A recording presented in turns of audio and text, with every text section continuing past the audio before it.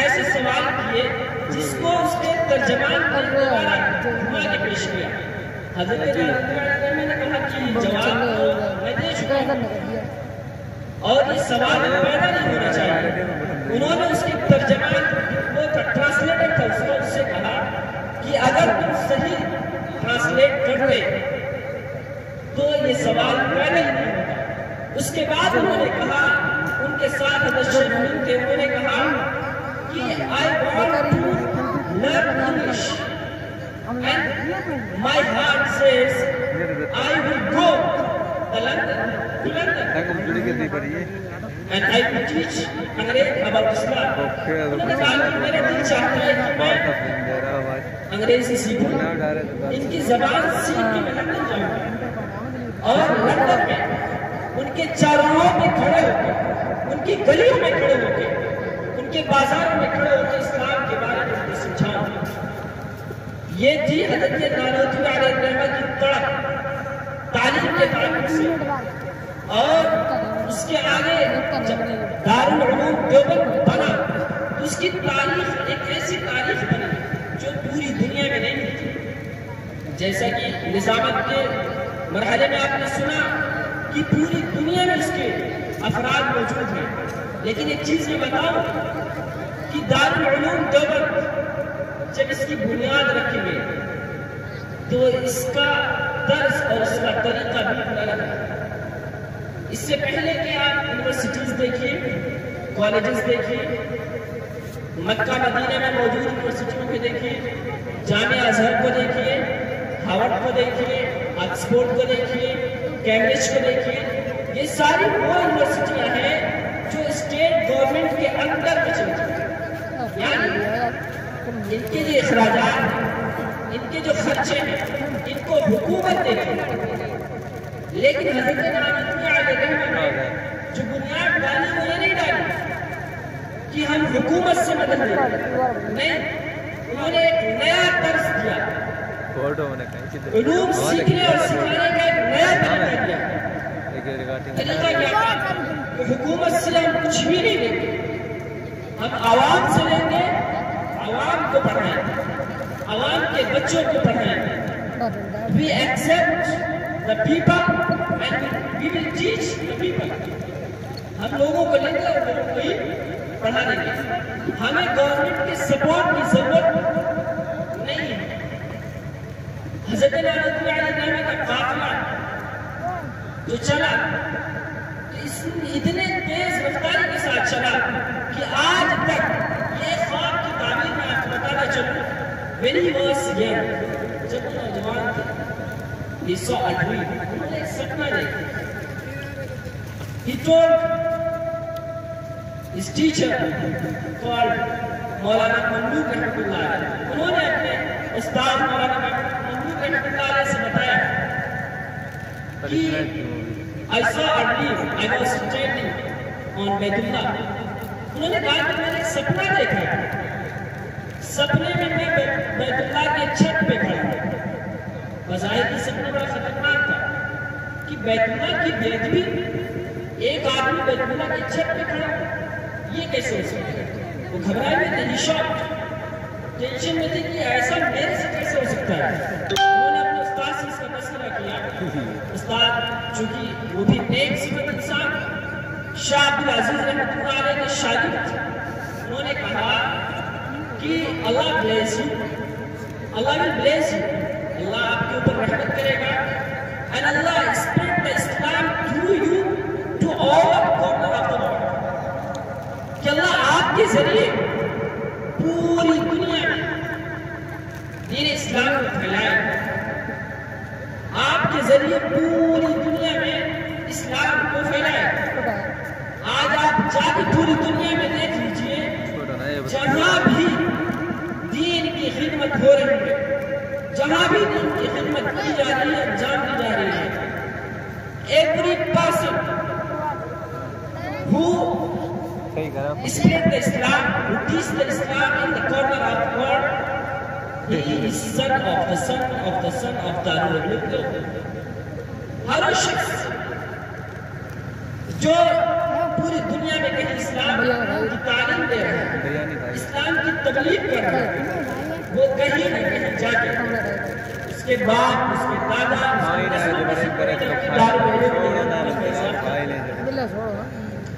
یہ وہ تاریخ ہے جس کو جاننا ضروری ہے۔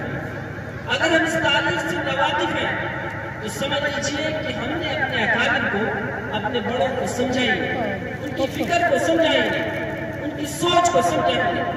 آج ہم کہتے ہیں کہ حالات بہت خراب ہیں، آج ہم کہتے ہیں کہ دشمن ہمارے اوپر غالب آ رہا ہے، آج ہم یہ کہتے ہیں کہ دشمنوں نے ہمیں کمزور کر دیا ہے، آج ہم یہ کہتے ہیں کہ ہمارے خلاف سازشیں کی جا رہی ہیں، آج ہم یہ کہتے ہیں کہ ہمیں پریشان کیا جا رہا ہے، ہمیں ستایا جا رہا ہے، ہمارے اوپر مصیبتیں مسلط کی جا رہی ہیں۔ لیکن میں کہتا ہوں نہیں، قرآن کہتا ہے میں اصابتکم من مصیبت فبما کسبت ایدیکم، کہ اللہ اپنی طرف سے کوئی مصیبت نہیں دیتا، اللہ کی دی ہوئی کوئی مصیبت نہیں ہوتی۔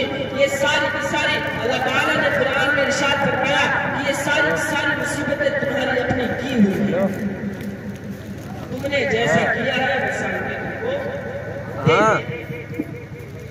ہم نے کیا کیا؟ ہم نے کیا کیا آج ہمارے پیچھے نام لیتا ہے، مسجدوں میں بلاتا ہے، مدرسوں میں بلاتا ہے، دعوت و تبلیغ کے لیے بلاتا ہے، تو ہم کیا سمجھتے ہیں کہ وہ ہمارا مذاق اڑاتا ہے، وہ ہمیں پریشان کر رہا ہے، حالانکہ وہ بندہ اپنے عمل میں مخلص ہے، وہ آپ کا بھلا چاہتا ہے، لیکن ہماری ذہنیت بدلی ہوئی ہے۔ We destroyed our mind، ہم نے اپنے ذہن کو بدل لیا ہے، ہم سوچتے ہی نہیں کہ سامنے والا ہمیں کیوں بلا رہا ہے۔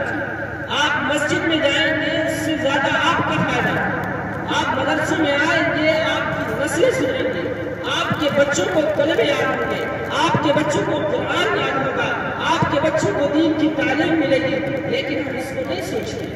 آج اگر کوئی مکتب کی بات کرتا ہے، کوئی مدرسے کی بات کرتا ہے، کوئی دینی تعلیم کی بات کرتا ہے، کوئی مساجد کی بات کرتا ہے، کوئی خانقاہوں کی بات کرتا ہے، تو ہم کیا کہتے ہیں؟ نہیں، اس کا مقصد کچھ اور ہے، اس کے پیچھے کچھ اور کام کرنا چاہتا ہے، یہ اپنی جیب بھرنا چاہتا ہے۔ میں آپ کو تاریخ یاد دلاؤں، آپ علیہ السلام جب مکے میں نبوت کا اعلان کرنے کے لیے کھڑے ہوئے تو آپ نے سب سے پہلے قریش کو بلایا، قریش کو بلایا، بنی ہاشم کو بلایا، تمام کو بلا کے کہا کہ لبثت فیکم عمرا، اے مکہ والوں میں تمہارے درمیان ایک لمبے عرصے سے رہتے آیا ہوں، I have spent a long time in you، میں تمہارے درمیان لمبے عرصے سے رہا ہوں، ما جربنا بغیر بنا۔ انہوں نے کہا، اللہ کے نبی نے کہا کہ میں ایک لمبا عرصہ گزار چکا ہوں، حل وجدتمونی ساجدا قائما، Why did you think about me؟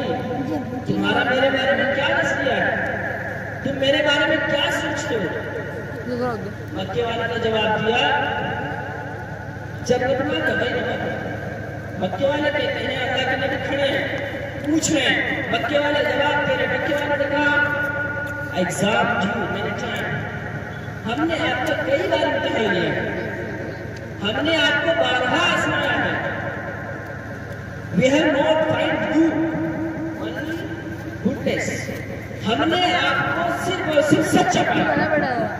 یہ مکے والوں نے جواب تو دے دیا، لیکن جب اللہ کے نبی صلی اللہ علیہ وسلم نے کہا قولوا لا الہ الا اللہ تفلحوا، یہ جملہ کہنا تھا، اللہ کے نبی نے جب کہا قولوا لا الہ الا اللہ تفلحوا، say there is no God but Allah، there is no worthy but Allah، کہا کہ آپ صرف اتنی گواہی دے دو جب تم میرے بارے میں اتنا مانتے ہو کہ میں سچا ہوں، میرے بارے میں جھوٹ کا آپ کو شائبہ بھی نہیں ہے، جھوٹ کے بارے میں آپ میرے سے سوچ بھی نہیں سکتے، صرف اتنا کہہ دو کہ اللہ کے سوا کوئی معبود نہیں۔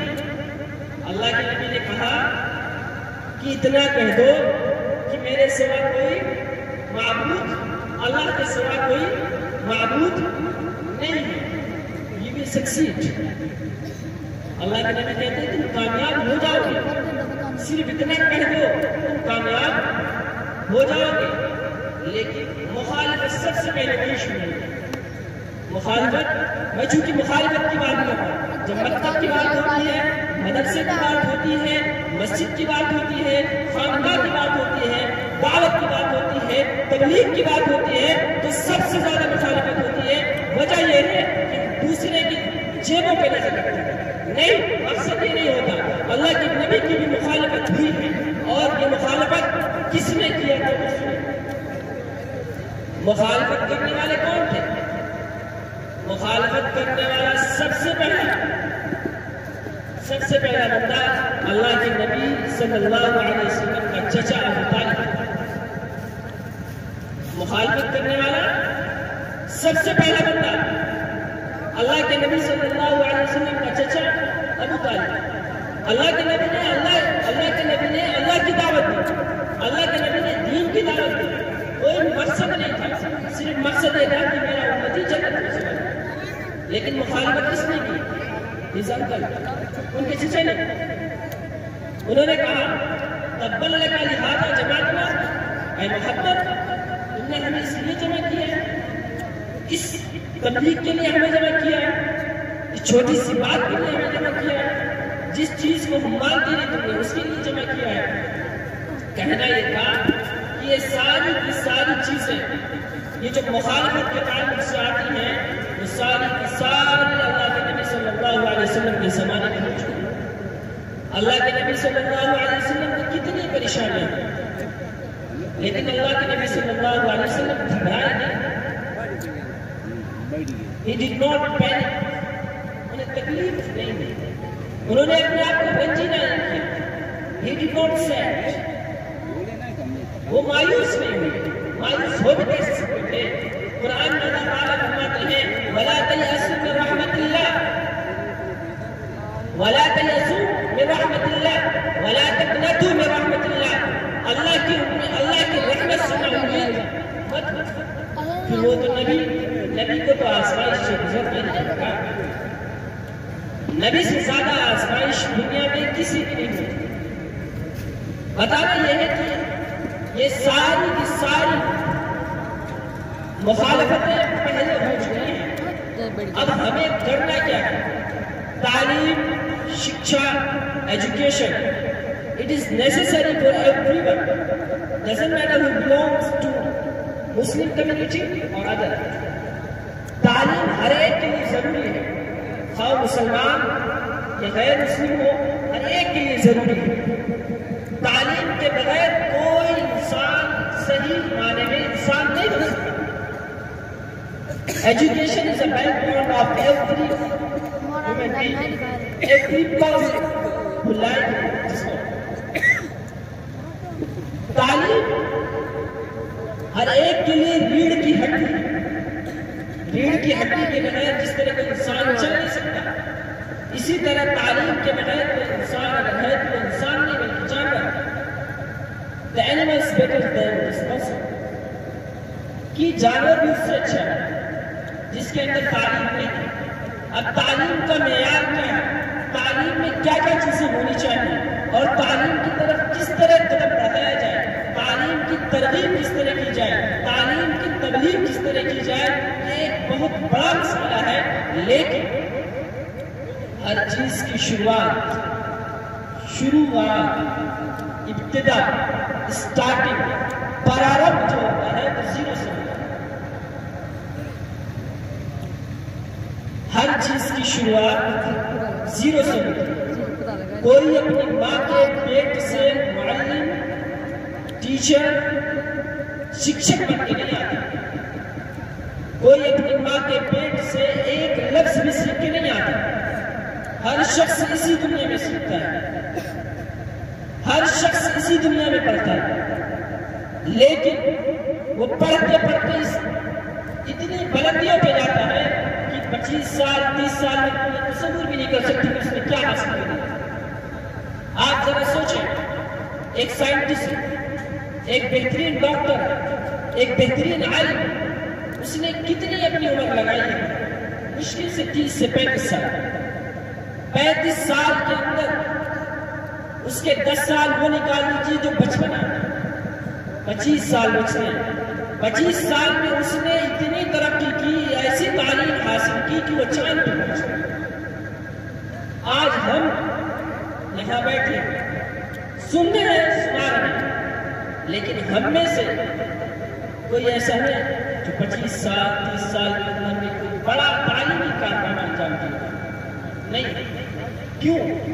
ہم نے کبھی اپنے بچوں کے تعلق سے سوچا ہے کہ ہمیں اپنے بچے کو بڑا عالم بنانا ہے، ہم نے اپنے بچوں کو بڑا معلم بنانا ہے، ہم نے اپنے بچے کو ایک بڑا ڈاکٹر بنانا ہے؟ ہم نے کبھی نہیں سوچا. ہم نے یہ بھی نہیں سوچا کہ اپنے بچے کو بڑا تاجر بنانا ہے، بڑا بزنس مین بنانا ہے، بڑا ڈاکٹر انجینئر بنانا ہے، اس سے آگے بڑھ کے آج کی زبان میں بڑا سائنسداں بنانا ہم نے سوچا ہی نہیں. کیوں؟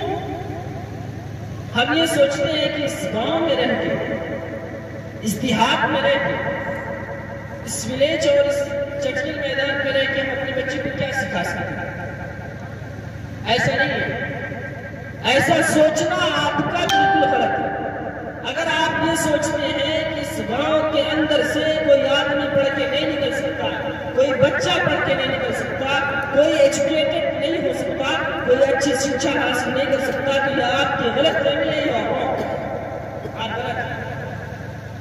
کیوں؟ وجہ یہ ہے کہ جتنے بڑے سائنسداں ہو، جتنے بڑے ڈاکٹر ہو، جتنے بڑے عالم ہو، جتنے بڑے مفتی ہو، وہ سارے کے سارے اکثر کا تعلق گاؤں سے ہوتا ہے. شہروں میں پلنے والا انسان بہت بڑا معلم مدرس نہیں بن سکتا. سارے گاؤں سے اٹھ کے جاتے ہیں. لیکن ہم یہ سوچتے ہیں کہ اس گاؤں کی تعلیم میں، اس چھوٹے سے مکتب میں، اس چھوٹی سی مسجد میں، اس چھوٹے سے مدرسے میں کیا رکھا ہے. یقین مانیے سارے علوم کی شروعات گاؤں سے، سارے علوم کی شروعات گاؤں سے ہے. لیکن ہم گاؤں کے علوم کو اہمیت نہیں دیتے، ہم گاؤں کی تعلیم کو اہمیت نہیں دیتے، ہم گاؤں کے مکتب کو اہمیت نہیں دیتے. آج ضرورت ہے کہ گاؤں کی مسجدوں میں مکاتب کھولے جائیں. آج ضرورت ہے کہ گاؤں کی مسجدوں میں مکاتب پر محنت کی جائے. آج ضرورت ہے کہ گاؤں کے چھوٹے چھوٹے محلوں میں مکاتب کھولے جائیں تاکہ وہاں سے اپنے بچوں کو پڑھانا شروع کیا جائے. میں نہیں کہتا آپ 10 سال میں اپنی بیٹی کو ڈاکٹر بنا لیں، انجینئر بنا لیں، نہیں کہتا.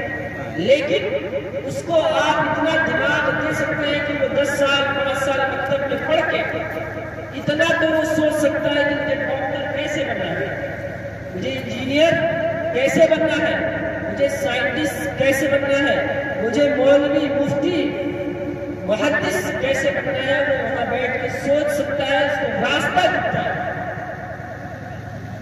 جو گاؤں کے کالجز ہیں، جو گاؤں کے پرائمری اسکولس ہیں، وہ ڈاکٹر تو پیدا نہیں کرتے، وہ انجینئر تو پیدا نہیں کرتے، وہ سائنٹسٹ تو پیدا نہیں کرتے نا. وہ تو 10ویں تک پڑھاتے ہیں، 12ویں تک پڑھاتے ہیں، اس کے بعد ان کا کام ختم.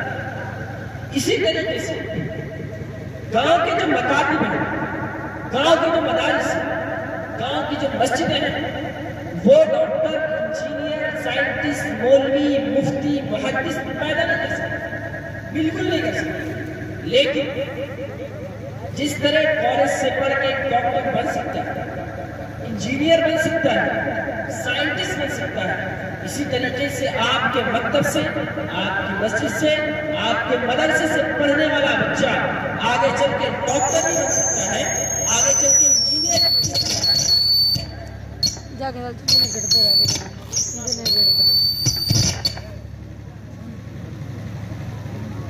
مائک صحیح کرنے والے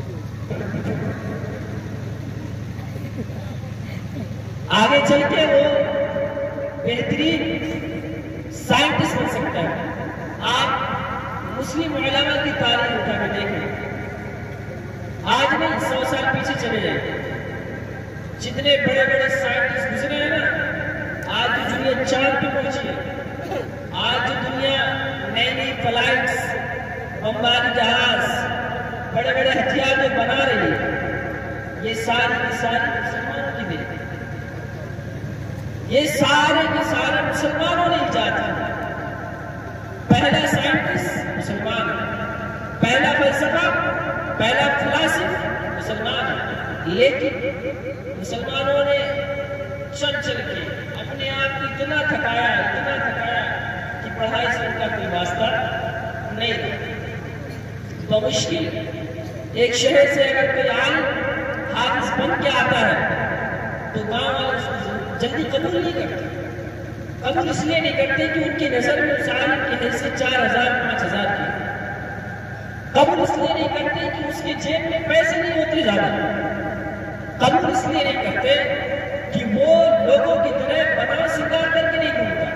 لیکن یقین مانیے حضرت علی کا قول ہے ان اللہ لا ينظر الى صوركم ولكن ينظر الى اعمالكم والى قلوبكم۔ اللہ تعالیٰ تمہاری شکل صورت کو نہیں دیکھتا، اللہ تعالیٰ تمہاری ظاہری بناوٹ کو نہیں دیکھتا، اللہ تعالیٰ تمہارے اس چہرے مہرے کو نہیں دیکھتا۔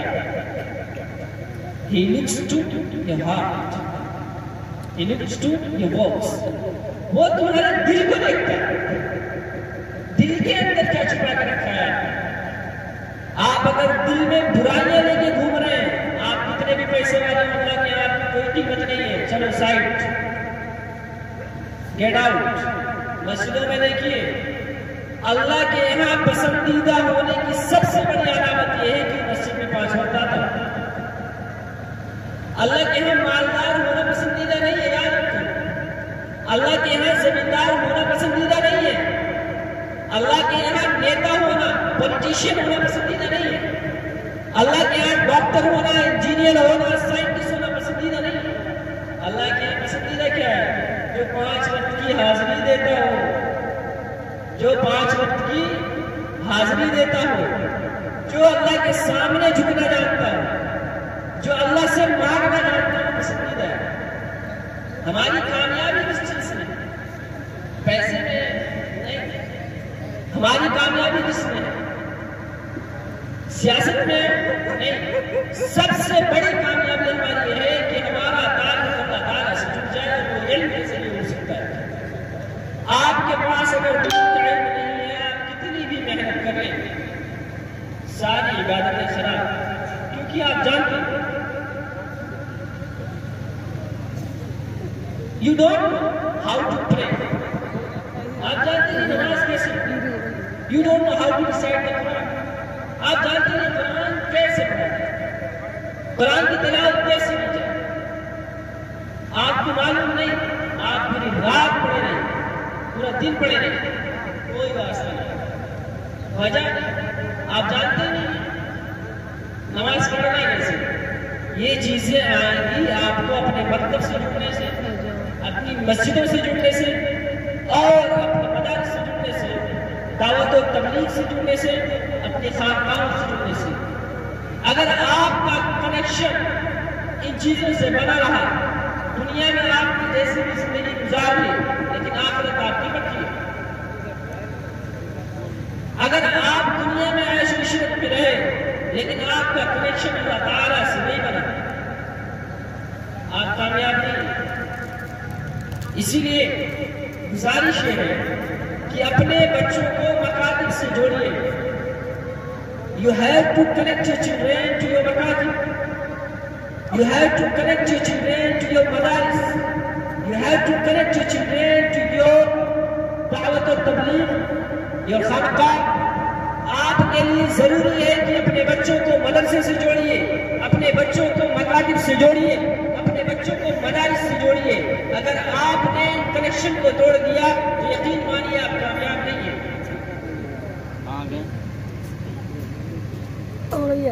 باقی جیسا کہ آپ کو معلوم ہے کہ ہمارا یہ کانفرنس، ہمارا یہ اجلاس، یہ سارا کا سارا دینی تعلیم اور تعلیم بیداری کے لیے۔ اسی لیے I want to say